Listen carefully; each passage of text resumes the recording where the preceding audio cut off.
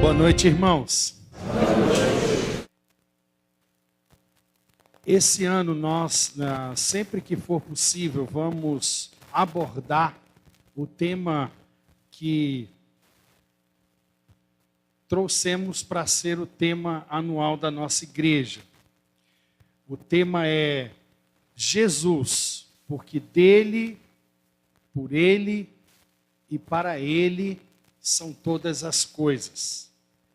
E nossa intenção é conduzir a membresia e os frequentadores da igreja para a realidade de que Jesus é o centro de tudo, é o centro da vida, é a razão do nosso viver, é a causa de tudo existir. O texto lá de João, capítulo 1, dá totalmente essa ideia a nós, de que Jesus é. E então nós vamos, em muitos momentos deste ano, trazer essa verdade à membresia, trazer essa verdade àqueles que estiverem nos eventos da igreja.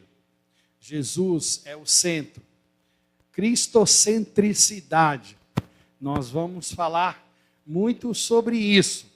E o texto que vou ler é um texto que está carregado dessa verdade de que o Senhor Jesus é o centro da nossa existência. Primeira carta de João, primeira epístola de João, capítulo 1, versos de 1 a 4. A plenitude de vida em Jesus.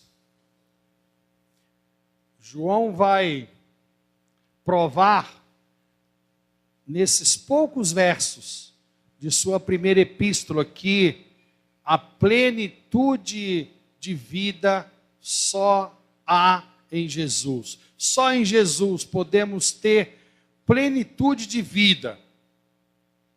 1 João, capítulo 1, versos de 1 a 4. Vamos ler juntos. A versão que eu tenho aqui é revista e atualizada. Então vamos ler juntos, todos juntos. O que era desde o princípio, o que temos ouvido, o que temos visto com os nossos próprios olhos, o que contemplamos e as nossas mãos apalparam, e a vida se manifestou,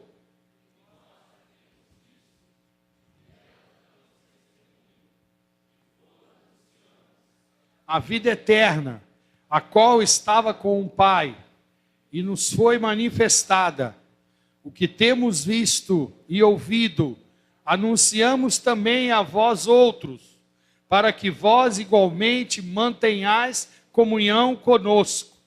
Ora, a nossa comunhão é com o Pai e com seu Filho, Jesus Cristo. Estas coisas, pois, vos escrevemos, para que a nossa alegria seja completa. Aleluia.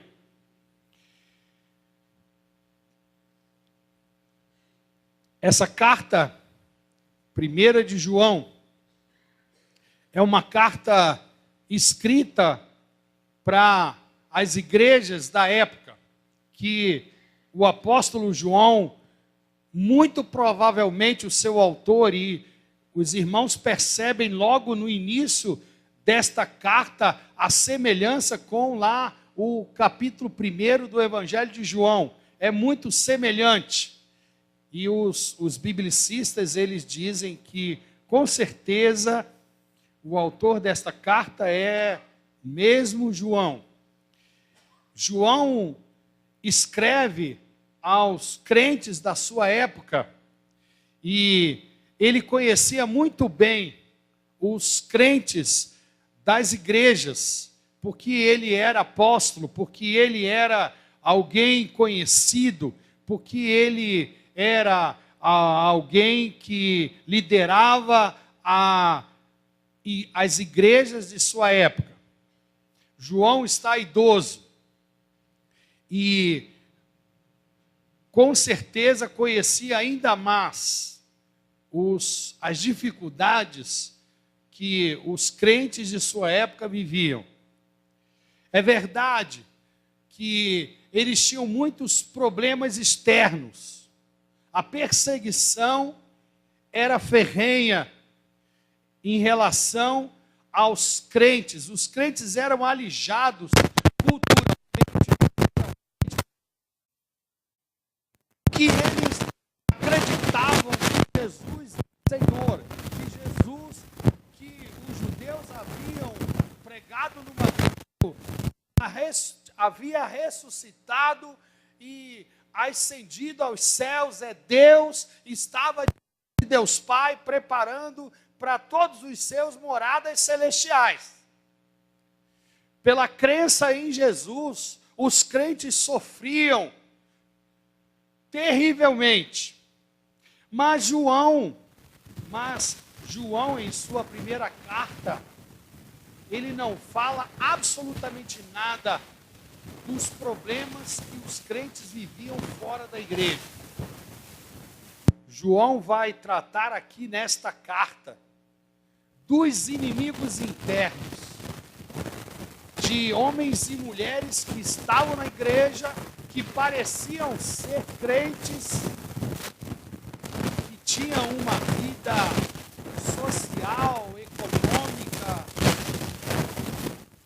bem regular, moderada, mas que eram falsos mestres. Eles queriam adicionar ao cristianismo filosofias da época. Eles entendiam que o cristianismo faltava algo, que havia algo que não encaixava. Então eles queriam fazer isso através das ideologias, das filosofias que existiam na época. E uma dessas que foi extremamente prejudicial ao povo crente da época chamava gnosticismo. O gnosticismo era uma ideologia, um conceito de vida, uma filosofia que dizia, entre outras coisas, que o corpo é mau, que a matéria é má. O espírito é bom, mas a matéria é má. Então, as pessoas tinham que matar, cada vez matar mais e mais a sua matéria, o seu corpo. Então, quanto mais você se entregasse para os prazeres, quanto mais você causasse dano à matéria, melhor seria. Porque você estaria adiantando o processo de degeneração da matéria. O problema é que eles começaram a ensinar isso e toda heresia, quando começa, parece uma coisa maravilhosa, parece uma coisa que dá vontade de aplaudir. Mas com o tempo, vamos percebendo, e não são todos que percebem, quanto estrago aquela ideia pode causar no povo de Deus. Os gnósticos, os adeptos a essa ideologia, eles diziam que jamais Jesus veio em forma humana. Jamais Jesus veio encarnado. Eles não aceitavam a encarnação de Cristo. Eles não aceitavam que Jesus veio num corpo perfeitamente humano e viveu entre nós. Então eles diziam que Jesus tinha um corpo de aparência, era como se fosse um fantasma. E eles pregavam isso assustadoramente nas igrejas da época que o apóstolo João está vivo e tentando de todas as formas combater essa influência má aos crentes. Os falsos mestres, os falsos profetas trouxeram esses pensamentos para dentro da igreja. Sabe quando vem alguém para a igreja que a gente acha que essa pessoa tem grande potencial e a gente nem conhece a pessoa e já sai dando a ela responsabilidade, cargos, ofícios? A gente faz muito isso, irmãos, nos dias de hoje. Muito. Então não fica aí criticando os irmãos da época de João, né? Ao invés deles conhecerem as pessoas primeiro, eles foram dando trela e essas pessoas foram ensinando, foram tornando-se líderes. Nós fazemos as mesmas coisas nos dias de hoje. Esses irmãos, esses pseudo-irmãos, eles estavam ensinando que Jesus, que tantos diziam que haviam conhecido, que haviam estado com ele, que haviam tido experiências com ele, não era Jesus, não era o Deus que na pessoa do Filho veio, encarnou-se e cumpriu a missão de redimir, de salvar aqueles que o Pai lhe deu. Por isso João, irmãos, rejeita e escreve aos seus companheiros, aos seus discípulos, àqueles que ele conhecia, aqueles pelos quais ele orou, aqueles pelos quais ele pregou o evangelho, que esses irmãos, crentes fiéis a Jesus, não dessem ouvido, não dessem espaço, não abrissem espaço para que essas ideologias se alastrassem no meio deles. E aí então João vai começar a carta dizendo claramente que Jesus que antes de Jesus nada existiu, depois de Jesus nada existirá, que Jesus é o centro da história, é o centro da vida, que Jesus é o verbo da vida, que veio para trazer vida a todos nós. O que era desde o princípio,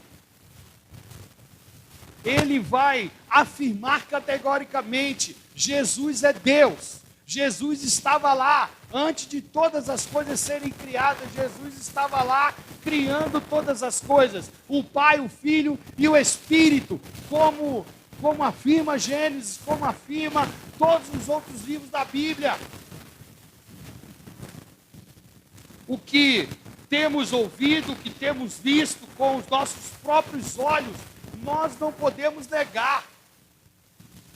Nós vimos, nós experimentamos no nosso próprio ser a salvação de Jesus, as benesses de Jesus, os feitos extraordinários, fantásticos, miraculosos, que só o Senhor Jesus, que é Deus, poderia fazer entre nós.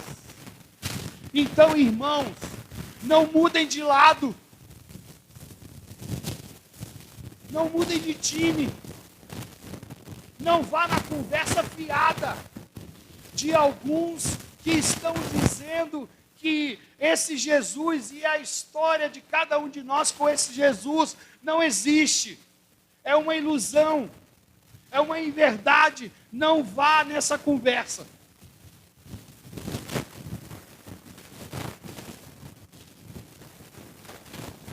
O que contemplamos e as nossas mãos apalparam com respeito ao verbo da vida.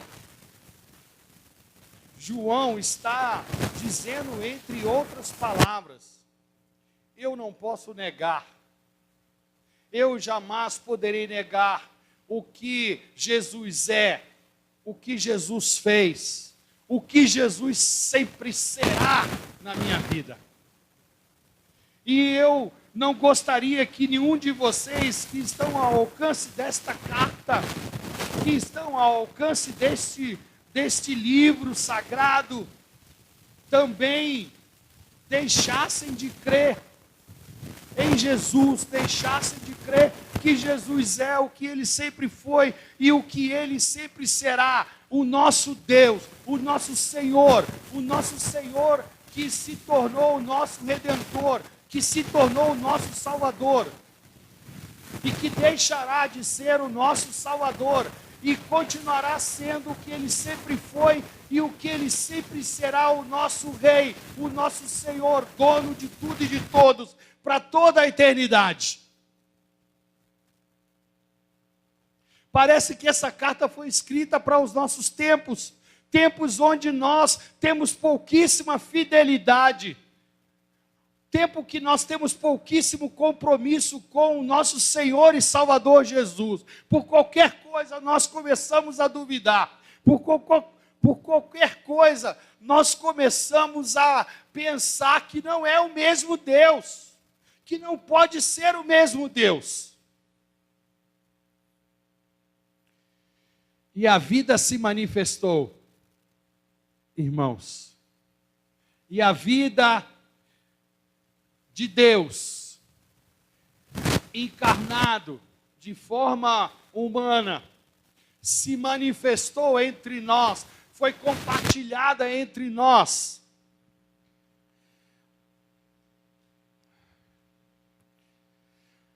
João parte do princípio de que Jesus é o ponto central de toda a história.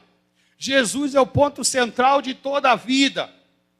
Tudo que existe, existe a partir dele, Jesus. Jesus é o verbo que se fez carne e habitou entre nós. O verbo da vida veio resgatar o homem pecador, eu e você, que não merecíamos, que estávamos condenados à morte. Mas ele veio nos salvar. João vai defender ferrenhamente contra aqueles que queriam ensinar outras teorias, outras filosofias, outras ideologias. João vai defender ferrenhamente que Jesus é Deus, que Jesus é o Filho encarnado que veio para tirar o pecado do mundo, o Cordeiro de Deus que tira o pecado do mundo. João insiste que Jesus, que ele havia conhecido, é verdadeiramente homem e verdadeiramente Deus. O que temos ouvido de João, o que temos visto, afirma João. João defende a humanidade perfeita de Jesus. Jesus era verdadeiramente homem, Jesus era verdadeiramente Deus. Jesus, porque por ele, para ele, por ele, para ele são todas as coisas. Glória ao nosso Deus. Jesus nasceu, viveu, morreu, ressuscitou e ascendeu aos céus para cumprir o plano salvífico de Deus. Jesus declarou a respeito de si mesmo: eu sou o caminho, a verdade e a vida. Ninguém vem ao Pai se não for por mim.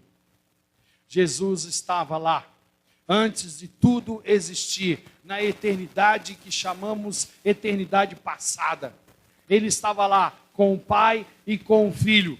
Não se isolou na glória dele. O apóstolo Paulo, em Filipenses capítulo 2, verso 7, afirma: antes, Jesus a si mesmo se esvaziou, assumindo a forma de servo, tornando-se em semelhança de homens e reconhecido em figura humana. O apóstolo Paulo também testifica da encarnação de Jesus. Reverendo Hernandes Dias Lopes, comentando este texto de Filipenses capítulo 2, verso 7, ele diz: a grande mensagem de João, comentando o texto de 1 João, capítulo 1, ele diz: a grande mensagem de João é que a vida se manifestou. O Verbo se fez carne e habitou entre nós. Deus veio morar com o homem.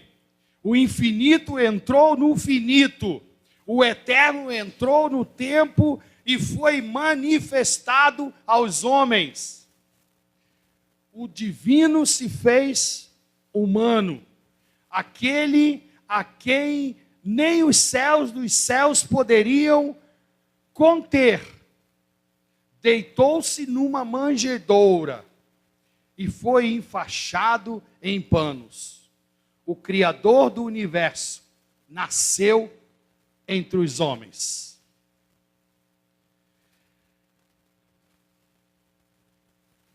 Irmãos, nessa noite, Jesus é a razão de estarmos aqui.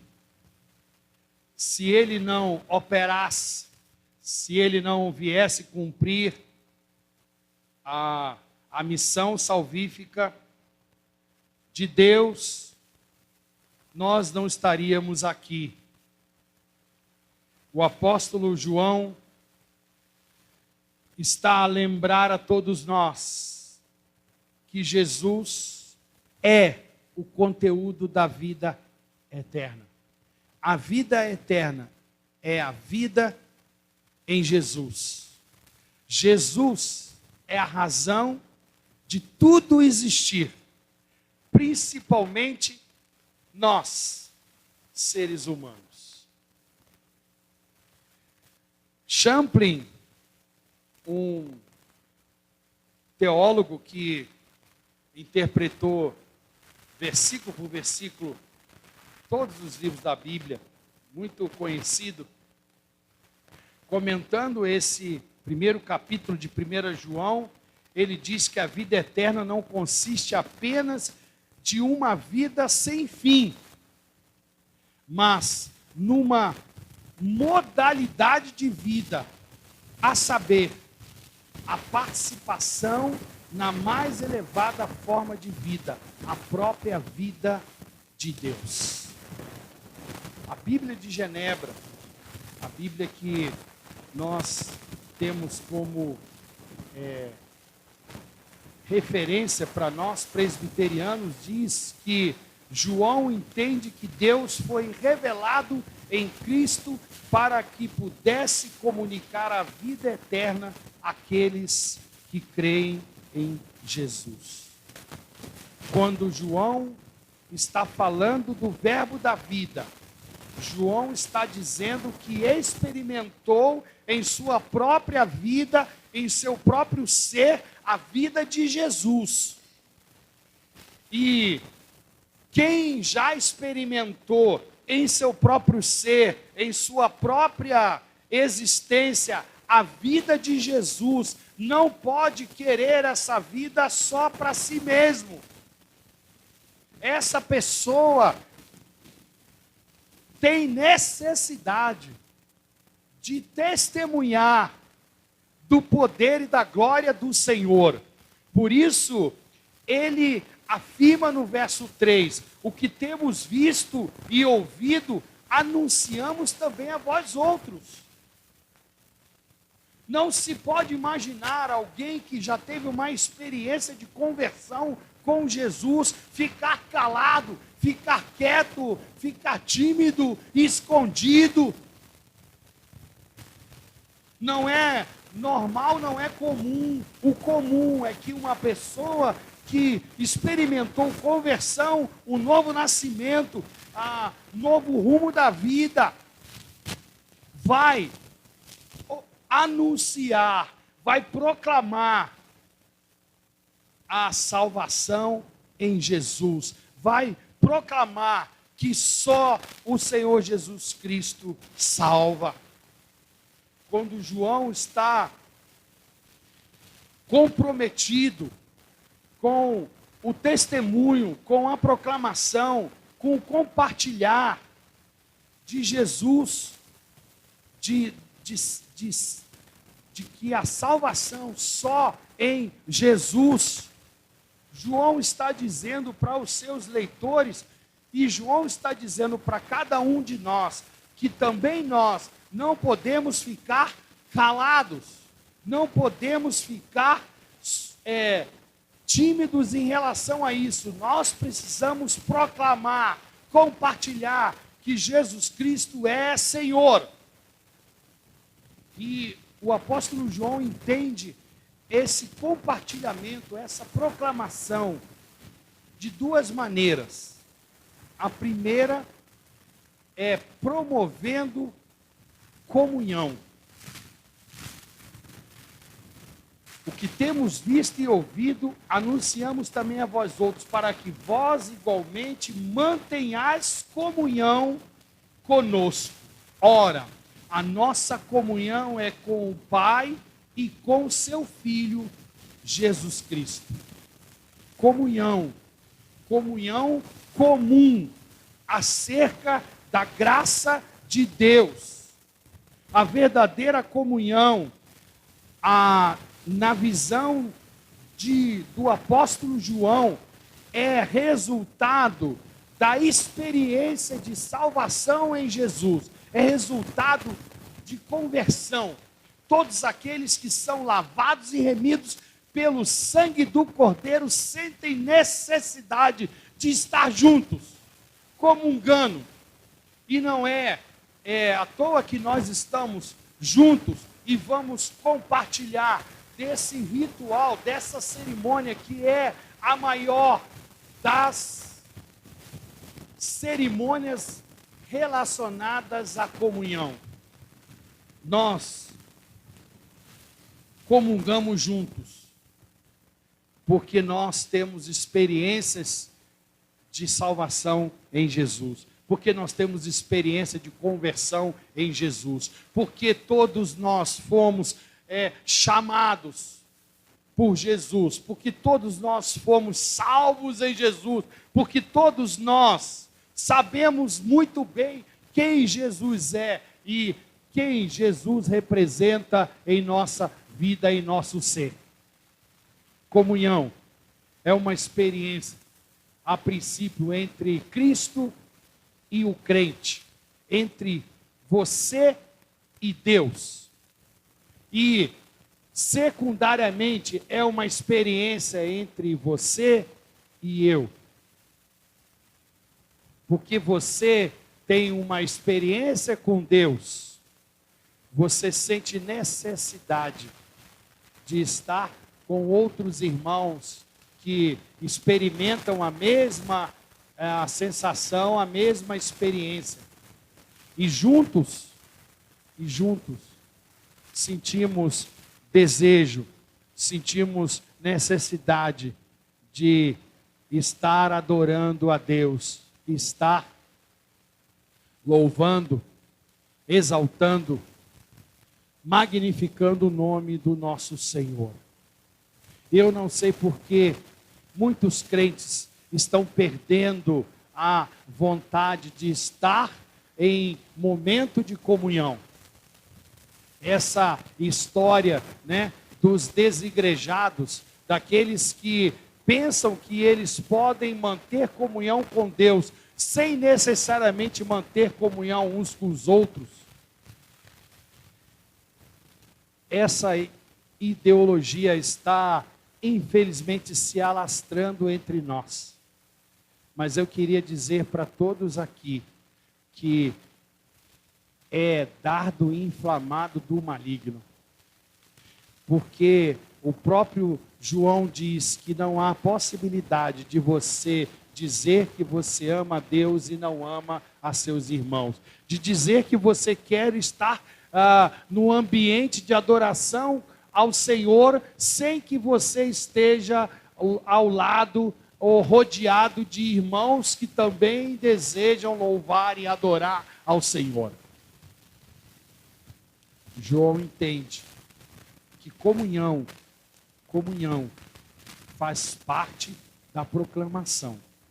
Não me pergunte por quê. Não me pergunte como João chegou a esse entendimento. Mas é a palavra de Deus. É a verdade de Deus para nós. João diz para nós que se nós queremos proclamar o nome do Senhor, se nós queremos anunciar a todos que Jesus é o Senhor, nós precisamos comungar juntos. Ora, mantenhais comunhão conosco. Ora, a nossa comunhão é com o Pai e com seu Filho, Jesus Cristo. Essa comunhão é uma comunhão desfrutada por todos aqueles que conhecem, que reconhecem que Jesus veio encarnado para dar a cada um de nós vida abundante, vida eterna. É uma comunhão interior nossa com Deus, que espalha, que nós queremos compartilhar com os irmãos em Cristo Jesus. Mas João ainda vai dizer a nós que, além da comunhão, existe alegria. A proclamação que fazemos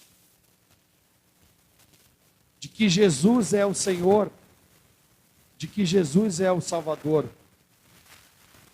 passa pela comunhão e passa pela alegria. Estas coisas, pois, diz o verso 4, vos escrevemos para que a nossa alegria seja completa.